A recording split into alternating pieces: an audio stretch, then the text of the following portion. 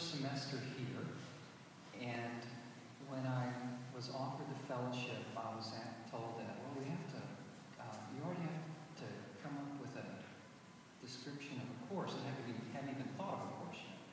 This is in March, so I thought quickly, and I said, well, let's teach a class on Socratic method and democracy.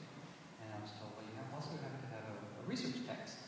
And without even thinking about it, without hesitation, said, let's use Cornel West's Democracy Matters. It was one of his work has been a formative influence in my life. And I wrote, he was one of the main attractions in my doctoral dissertation when I wrote about whether we need Socratic inquiry as a means to achieve a more participatory democracy. And so when I had this wonderful offer to be a fellow here, I decided I was going to write to Dr. West and ask him if he would have a Skype dialogue with my students. And I was just getting started teaching here. I wasn't sure if I was doing very well or not. I was feeling rather forlorn. And suddenly I get a call on my cell phone.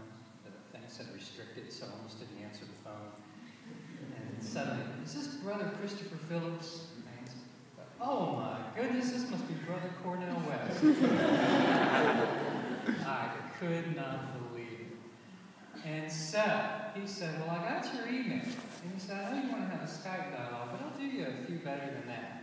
I'll come down here and have an exchange. Not just with, I'll break bread with your students afterward, but before, let's have a public conversation on the rich democratic tradition of Socratic practices. And I was thrilled out of my mind. Ever since he made that generous offer, I was waking up with a cold. So, oh no, he's going to get a cold just before he gets here or something like that. And he called me from Germany just a couple of weeks ago to tell me, don't you worry, I'll be there no matter what. And so I'm not going to tell you much about me at all because it's pretty boring. But I've been holding Socratic dialogues with people around the world for the last 16 years. And I think that resonated a little bit with you, Brother West, from places like maximum security prisons to plazas and places in Soweto, and all kinds of places. So anyway, I've been blessed to spend the day with Brother West since noon today. I got to sit in 2 tapings of your show, with Smiling and West. Yes, and some amazing interviews there. And so this is the culmination of our day. And for those of you, I think everybody knows a good deal about. How many of you saw Brother West in the Matrix movies? Anybody? I know that you're famous in that. Well, besides being in the Matrix, he actually happened to graduate from Harvard. Yeah. I mean, I know compared to the Matrix, that's not quite that. But he managed to even do it at a graduate magna cum laude in 3 years. How somebody does that, I do not know. And has just gone on to do some of the most amazing things imaginable in his life. He really walks the walk each and every day in a way that I think kind of puts me to shame a little bit when I read about everything that he's done. And with the extraordinary, I love the way that his academic scholarship has actually driven and cultivated his intellectual integrity and his social conscience in a way that speaks to me and I think resonates with so many people of so many different scholarly traditions, belief traditions. In a time and climate, so many people are kind of polarized and take a my way or the highway approach to things. So anyway, it's just a thrill to have Brother Dr. Cornel West here, and I look forward to having a rich exchange with him in the next hour and a half or so about this tradition of Socratic inquiry. And so I would like to first let's thank him for coming.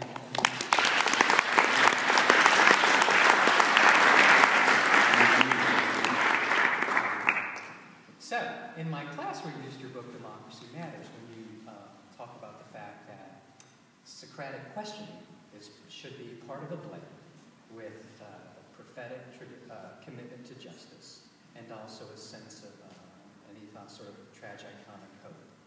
And so I'm sort of wondering, are you saying then that the Socratic questioning, if it's disembodied from these two other traditions, is not all that you could or should be? It has value in and of itself. Let me say I'm very blessed to be here at the University of Pennsylvania anytime I get a chance to come to this grand institution of higher learning. This is my own face. In Philadelphia is one of my favorite cities. Philadelphia is underrated in many ways compared to New York and D.C. and San Francisco. But each time I come to Philadelphia, as you can imagine, I always say to myself, there's still too much social misery in this town, given the magnificent levels of human potentiality that could be reached. Of course, I say that everywhere I go. That's my starting point. But if we got, and to be able to endow Brother Chris or Professor Phillips, he's a gem.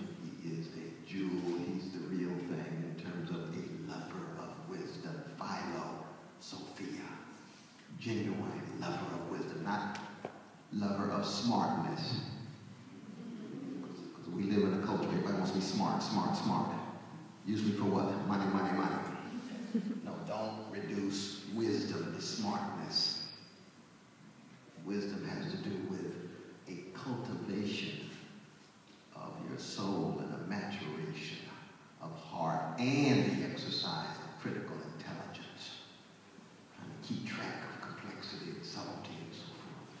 Brother Chrissy enacts that in so many different contexts, as he mentioned before, not just in prisons and classrooms and suites, but also in Asia, Africa, Latin America, Philadelphia. So it's a blessing to make a conversation with him. No, for me, when I think of Socratic, it makes me shudder. Socrates was a serious brother. Greeks call him a topos, which means unclassifiable. No category, no school of thought can subsume him. His depth, his openness, and most importantly, his courage. And this is one thing we're going to accent this evening, especially among all the young brothers and sisters of all college school students here at this university. Because the university these days is not a site that cultivates courage, cultivates acquisition of skill, being part of the network, so you move on to the next grade, make some money, have some material toys, and live in some vanilla suburb. But courage is something else you have to be willing to actually pay a price to be free. Pay a price to think critically for yourself. But in a spirit of hermeneutical humility. By hermeneutical humility, I mean a sense of putting forward interpretations, knowing you are fallible. No one of us having a monopoly on truth, capital T. But there are true small t's that one is willing to, in the end, live and die for. And Socrates, of course, did do what? He died for. The kind of life he chose to live. You all know line 38 of Plato's Apology, unexamined life is not worth living. That's at the center of the education at the University of Pennsylvania. You get up every morning thinking, the unexamined life is not worth living. But the examined life is painful. You have to cut against the grain. And I love Socrates' language to say philosophy is meditation on preparation for death. To philosophize is to learn how to die in order to learn how to live. Because when you critically examine your assumptions, your presuppositions, your prejudices and prejudgments, and when you let some of them go, there's a form of death. And you'll never grow, you'll never develop, you'll never mature, unless you critically scrutinize, interrogate, and question certain assumptions you have, certain prejudices you have. Not all of them at the same time, but some of them have to go. That's what it means to be parochial, provincial, narrow, myopic. And no one of us ever stopped the process. I'm 59 years old, and I'm still very much in the process of learning how to die. Learning how to die. And when it comes to the forms of prejudice that we all talk about, the vicious legacies of male supremacy, the vicious legacies of white supremacy and homophobia, anti-Jewish hatred, anti-Arab hatred, anti-Asian hatred, anti-Muslim hatred, and so forth. Any one of us in the context in which we grew up know those elements are in part shot through all of us. No one of us pure and pristine. So it's an endless process, and it has to learn how to die. The white supremacy inside of me needs to die. The male supremacy inside of me needs to die. Anti-Semitism needs to die. And it's a struggle. It's a struggle. And certain kinds of dogmas, certain dogmas, of course, when it comes to democracy. How many people seen that new film by Brother Steven Spielberg? Lincoln, anybody got to it yet? Who got already? National Archives, he got to it already. No, I just got off the plane, so I haven't seen it yet. But that was a historical moment in the history of America in which Socratic energies were unleashed. Here comes Frederick Douglass. There's Sojourner Truth. There's Harriet Tubman in from the vanilla side of town. Lydia Maria Child, she wrote that powerful text, Appeal in Favor of that Class Called Africans, one of the great abolitionists, influenced by David Walker from the chocolate side of town. Saying what? American democracy will die if the dogma of white supremacy is not scrutinized, called into question. That's what the Civil War was about, right? White supremacist slavery radically called into question the potential of something precious called American democracy, even after the ugly treatment of our precious indigenous brothers and sisters of their land and their babies and their children. So I say Socrates makes us shudder because he forces us to deal with the underside. He's not about comfort, convenience, and contentment, the way so much of American culture is about. He's about being unsettled, unhoused, unnerved, and that can be very difficult. So I'll start off with that sense of it. And that's what it makes it exciting, and there's a joy in it. I mean, what keeps me going is this magnificent sense of the joy I get in learning how to die.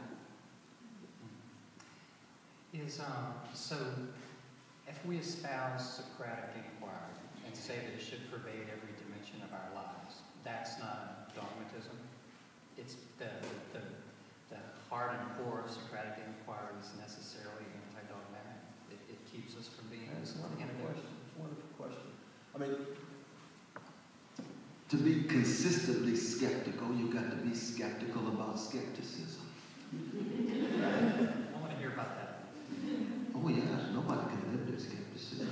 Radical skepticism says, in fact, that there's no way of adjudicating between the claims you make about reality, let alone putting more value on one set of reality as opposed to another. So I don't think there's anybody here that would argue that the death of a fly on the wall has the same status as the death of your beloved mama. And if you do, stand up and let us see how self-deceived you are. I'm just being facetious. I don't know, maybe mama was hard on you. Complicated world. You didn't fly. I'm a fly man. The ranks of flies is what I heard. Nothing against it. We got to be open about these things. But what I'm saying is, even when we talk about the Socratic, we have to be Socratic about Socrates, which is to say we have to raise questions about Socrates himself. I mean, one of the points I make in Democracy Matters, as you know, Socrates never sheds a tear. He never cries.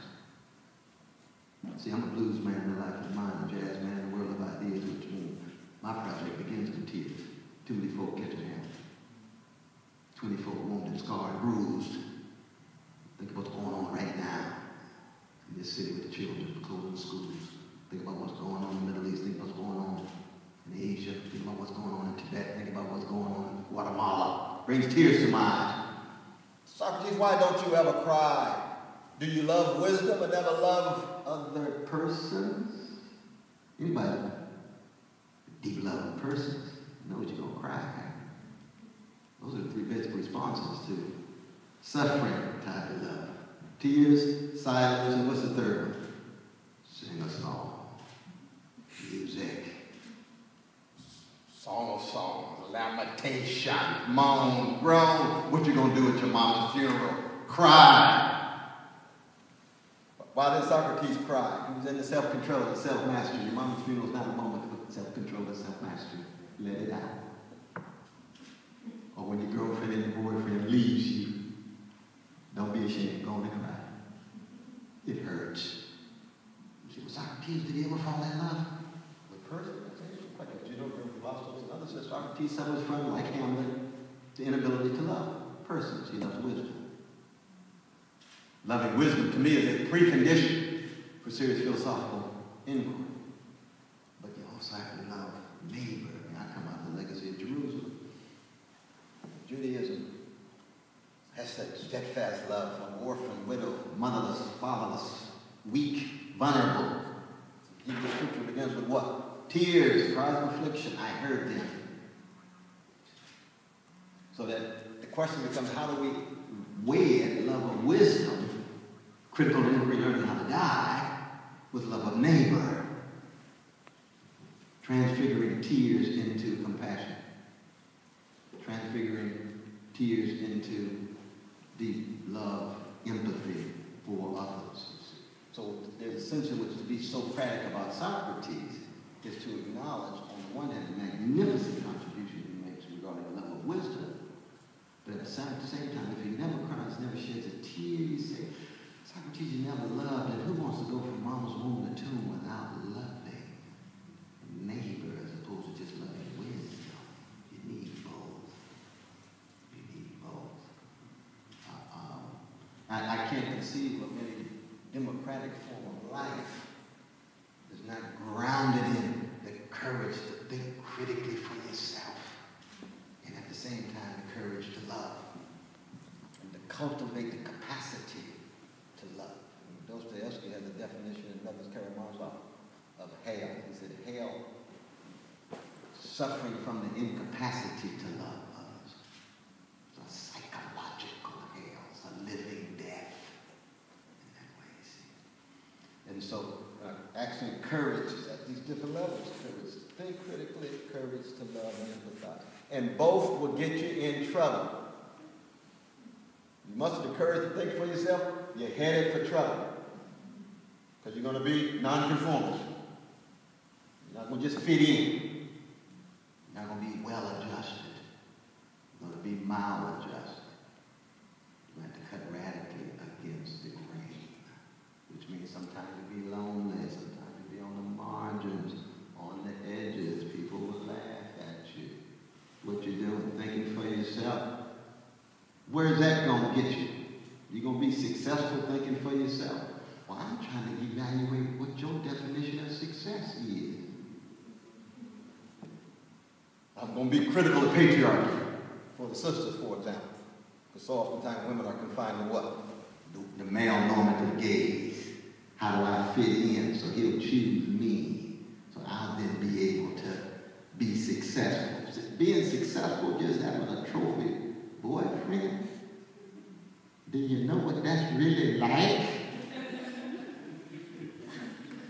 That's better than being alone. Okay, we got a conversation.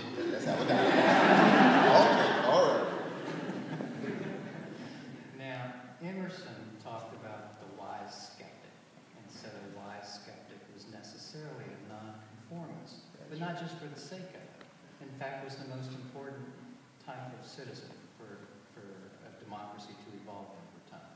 And so it seems to me that would necessarily, in other words, would challenge the common sense wisdom of the day and ask, is what we consider good really good?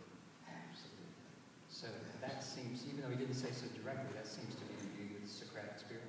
Very much so. What is success? What do you mean by greatness? And what kind of choices are you going to make? Because keep in mind what's so magnificent about Socrates. On the one hand, part of the precious legacy of Athens, and of Amos in Hebrew Scripture, or Jesus, or Muhammad, the legacy of Jerusalem, Judaism, Christianity, Islam, is that the underlying common denominator really is the acknowledgement that you're going to have some questions about authority. Some questions. So you're never in any way, oh, Cecilia and Callie, so good to see you. Give him a hand, give him a hand.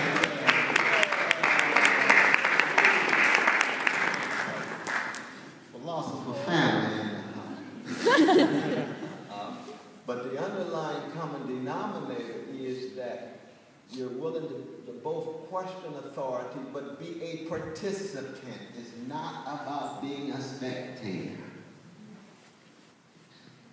And when you participate, it means there's a price to pay. A price to pay.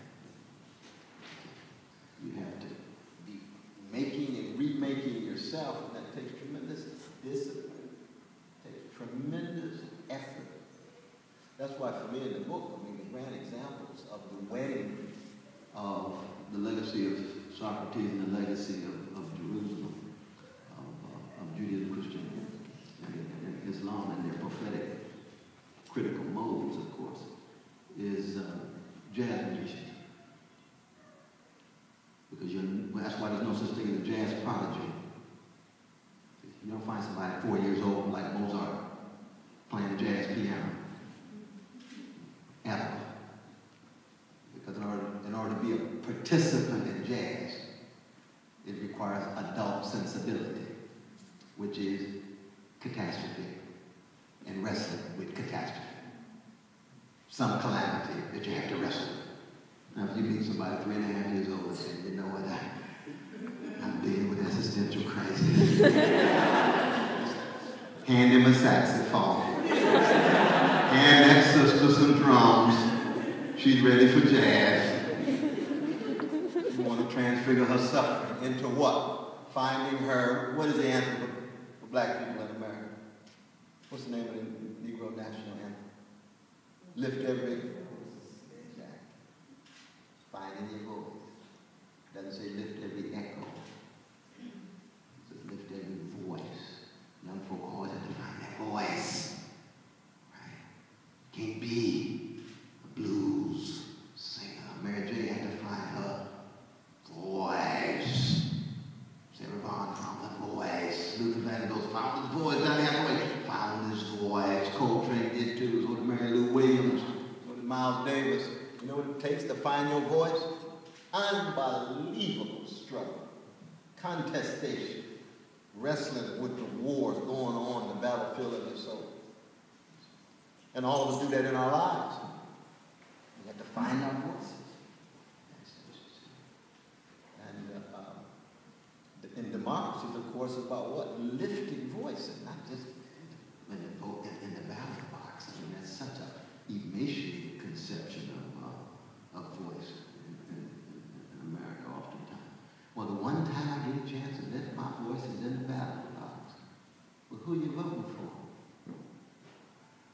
The Republicans and the Democrats. Wow. Do you have any other choices? Well, maybe the Green Party. They've got a chance of a snowball in hell to win. So I guess I better go back to the big two. Who's behind both parties? Big money, big corporations, big banks. So oligarchs are going to rule no matter who wins. One's going to be a neoliberal version, the other's going to be a conservative version. But neither party will talk about poverty. Neither party will talk about the Jim Crow, the prison industrial complex.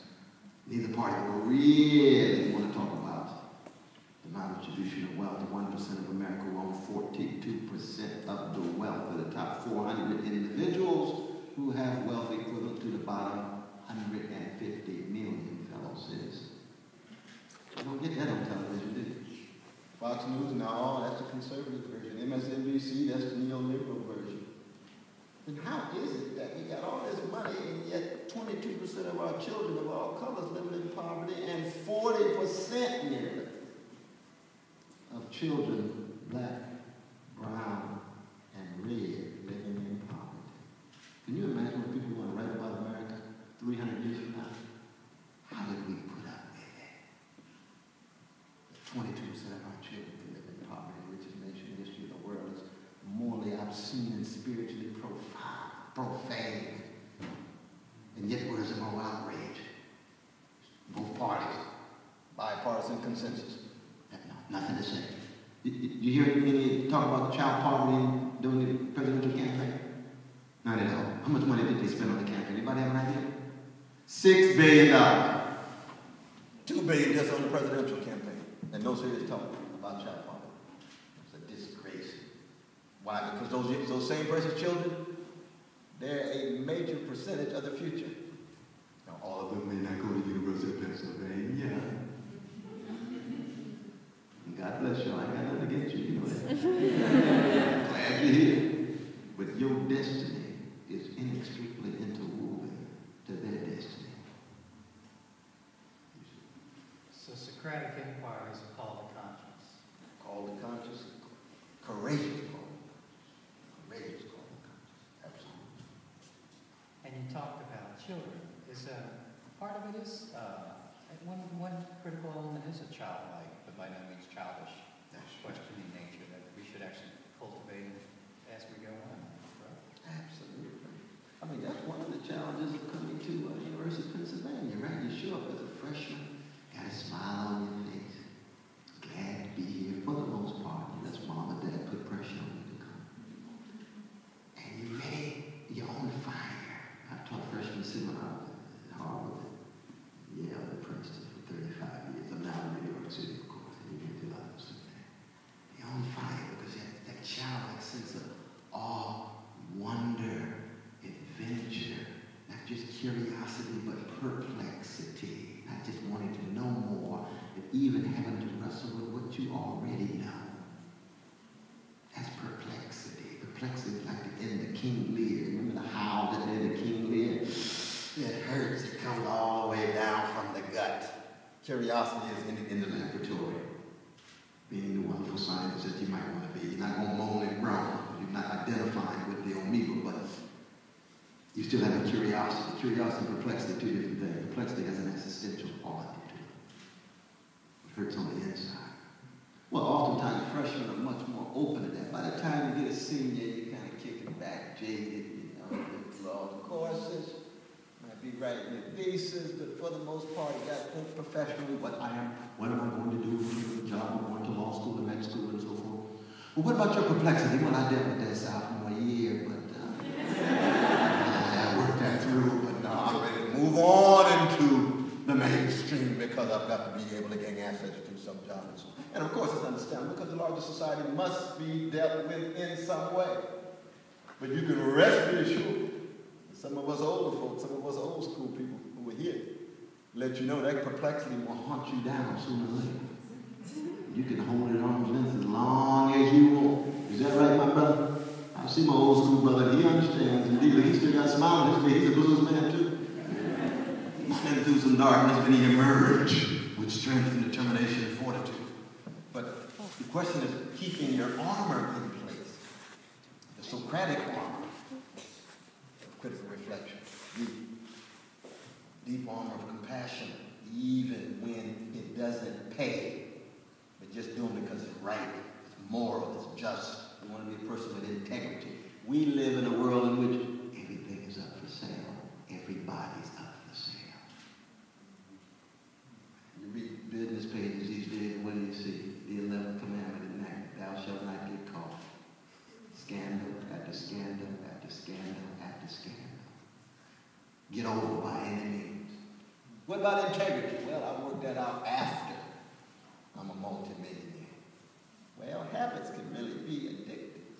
You become quite addicted to habits, you know, after a while. Just like the professor would say, I'm going to really tell the truth after I get 10.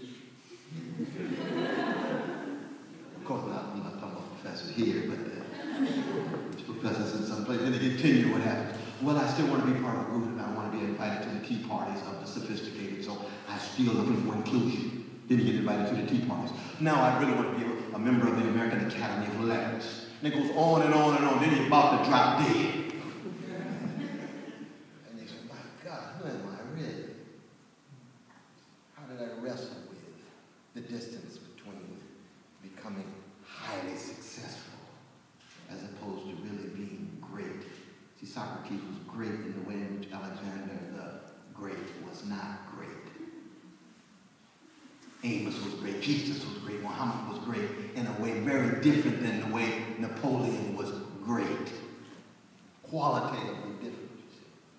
And all of us have to wrestle with this dialectic. Of course, most of us want some form of success.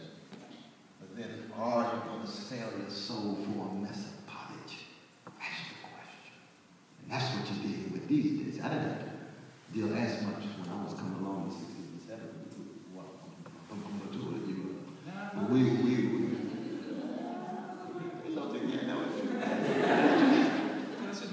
But in the 60s and 70s, most of our dominant images were persons who actually were much more into greatness as opposed to success. Martin Luther King, Fannie Lou Hamer, Rabbi Abraham Joshua Heschel, these were misfits. All of them. Angela Davis, communist, not to be communist, to understand the courage of Angela Davis. She was for real. She couldn't be bought. She never sell a soul. Ever. Now ask young folk these days, who's your hero? Who do you get up in the morning thinking about at the highest level, knowing they'll never sell out other than your mom and dad? What leaders? It's hard to find. Which musicians? We had Curtis Mayfield, y'all got Beyonce. That's not progress. Lil Wayne, that's not progress. They're talented, he's a genius, no doubt about that, but in terms of greatness, telling the truth, cutting against the grain, paying a major cost, providing insights of not just what it means to be human, but of struggling, poor, and working people, and then living that life. It's a different moment.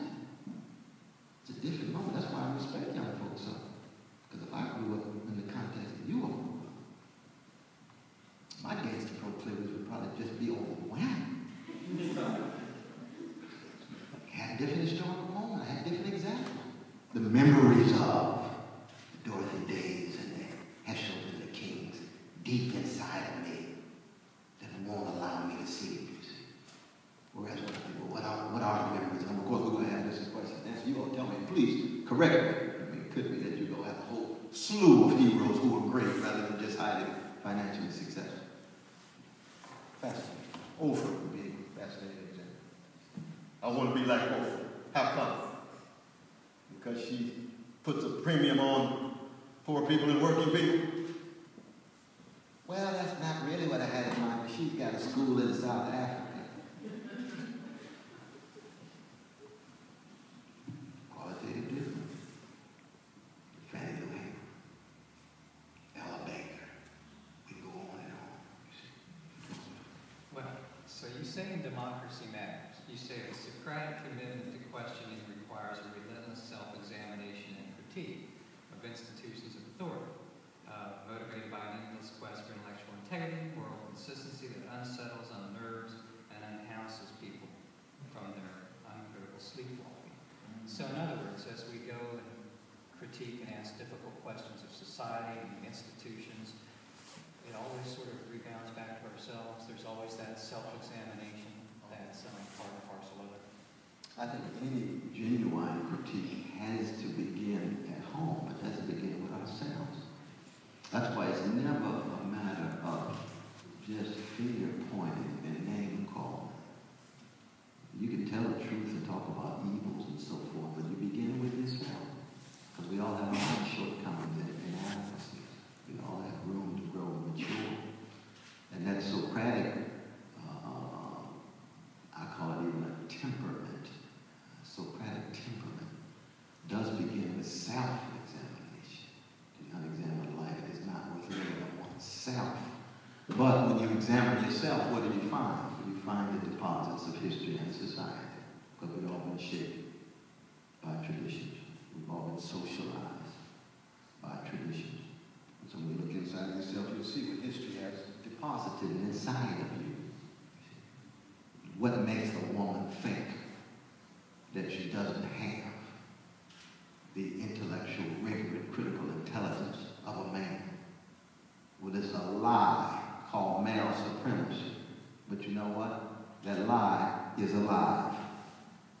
What makes black people think we're not as beautiful, moral, as intelligent as other folk? White supremacy. White supremacy is a lie. But that lie is alive. And you have to shatter it. And that effort, that's that Socratic energy, that's the prophetic energy. And that's the acknowledgement of always falling short. You know, Samuel Beckett used to say, try again, fail better. Try again, fail better. Because no one ultimately fully triumphs. I know when they put me in the grave, I want them to say, this free black man was a relative failure who courageously tried. I see, if they say that, I'll come back from the dead and break dance. Right on the spot. You understood it, somebody understood. Because no one of us are ever going to ultimately triumph. We all are going to fall on our faces, as it were, but we can bounce back. We can bounce back.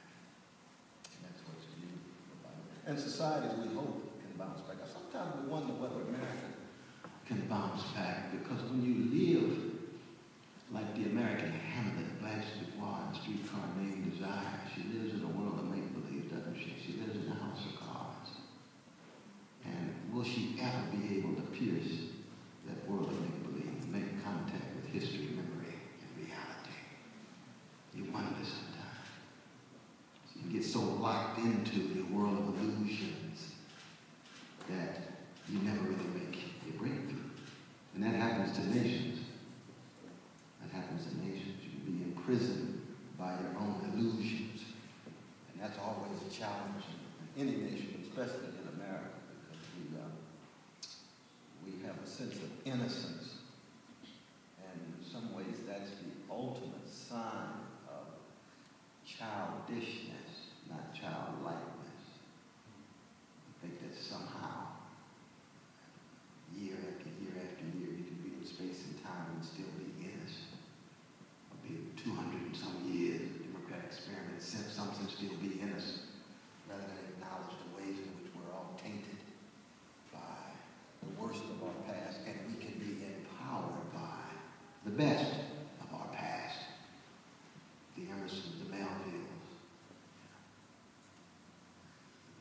the James Baldwins, and Audrey Lords, the Du Boises, the Harry Magdals, and so forth. So, do you think that when Socrates was engaging in an examination of the ideas and ideals of his time in the public marketplace, do you think he was aware of the fact that they were in a period of irreversible decline? Because all civilizations, the greatest of the great, have had a period of ascent, leveling off, stasis, and then decline. Is that the time when the painful seeking, wisdom seeking seems to emerge? Is when they're in that period and they don't even know it? Well, I think it's always there.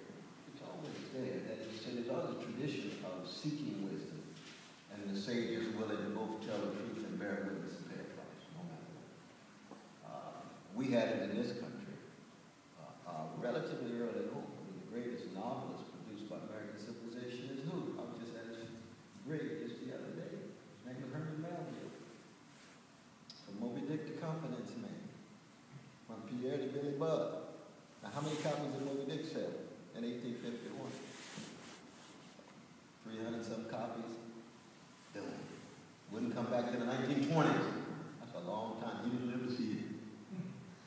He didn't live to see it, but he was already there in Moby Dick. The whiteness of the whale. Individualism. The obsession with conquering, power, and expanding like manifest destiny. Forever growing. We have to grow our way out of the problem. Well, sometimes the problem is not something to grow your way out of. Sometimes you have to wrestle with it in a different kind of way.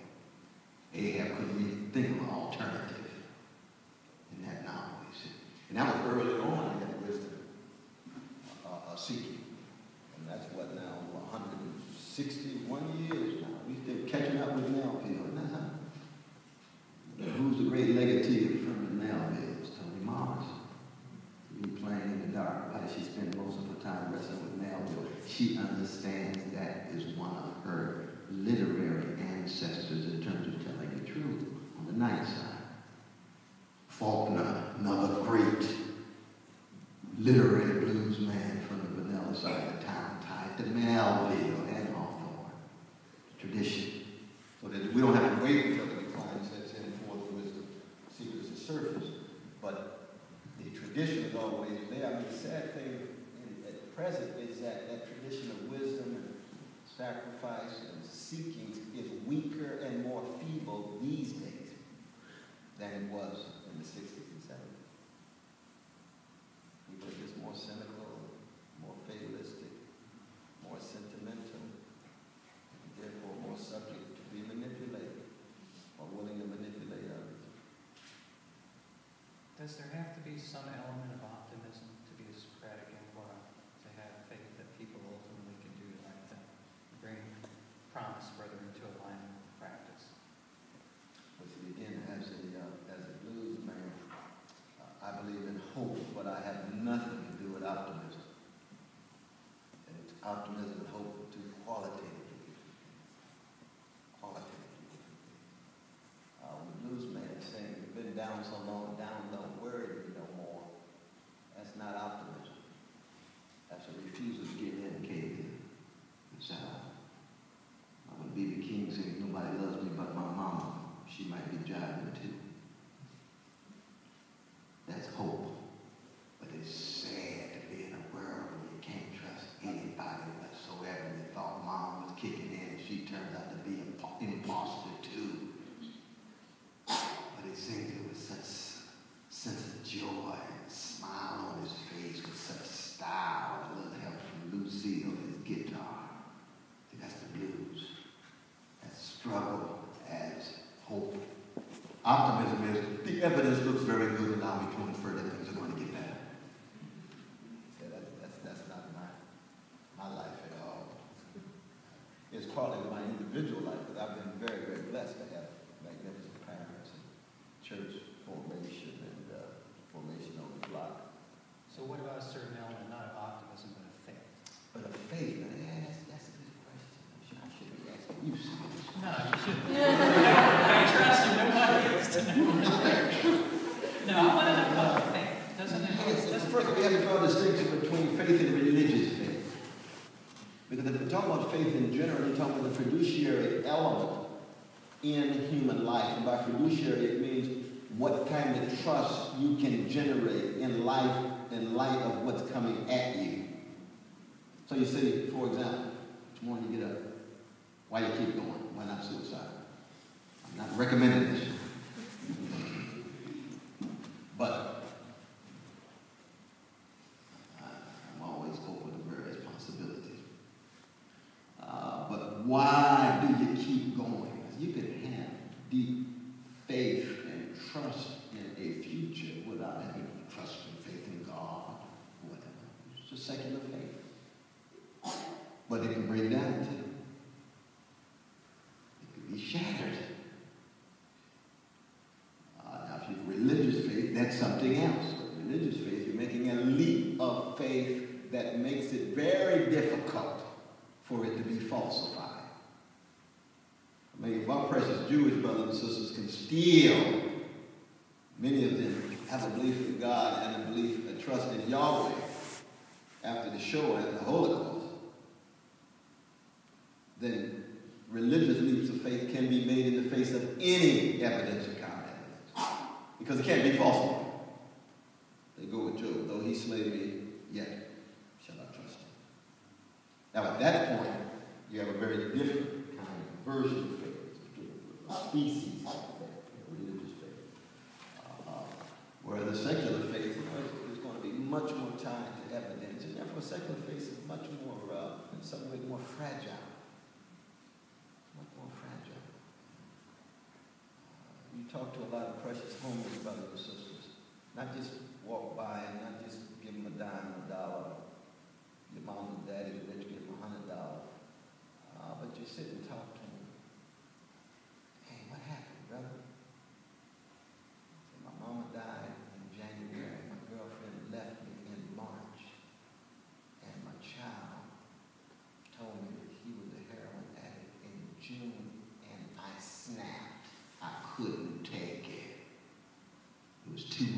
can't generate any more trust whatsoever.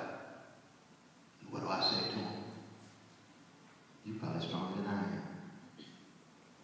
If my mama died in and of herself, she never has, so I'm untested. But I can snap. That's just one thing. You already knew 3 other things.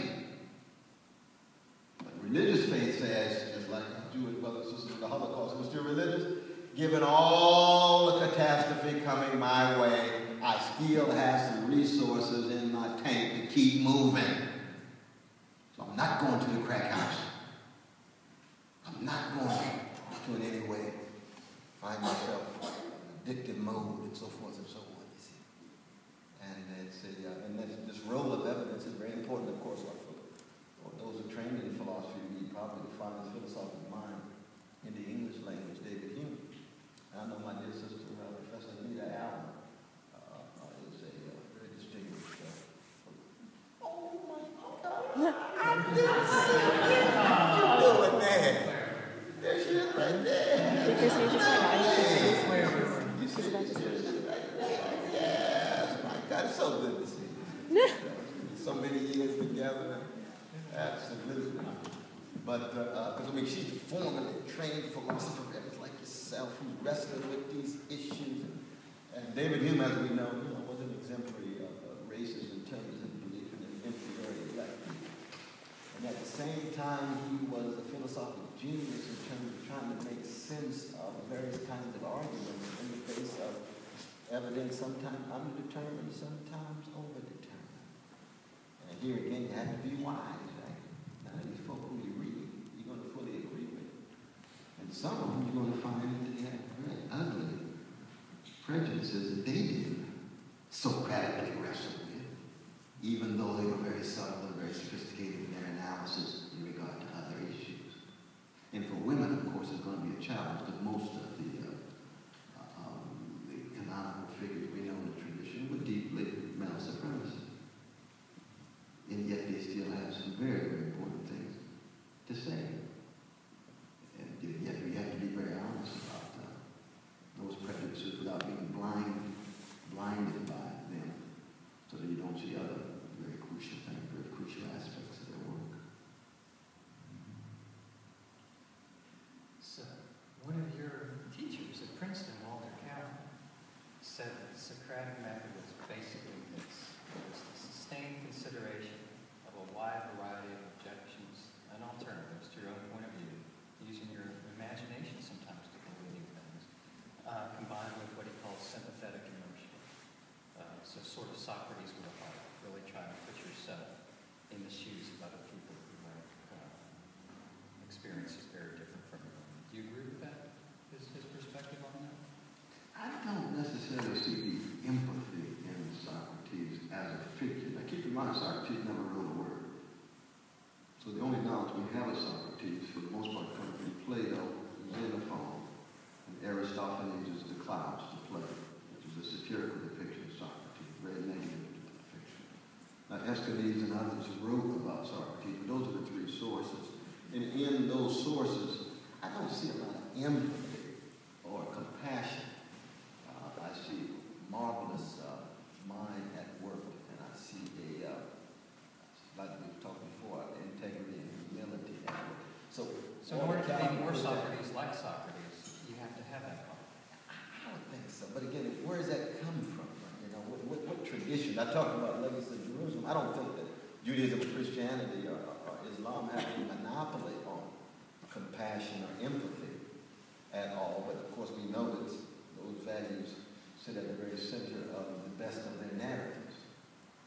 Justice for Judaism, love for Christians, and mercy for Muslims, and so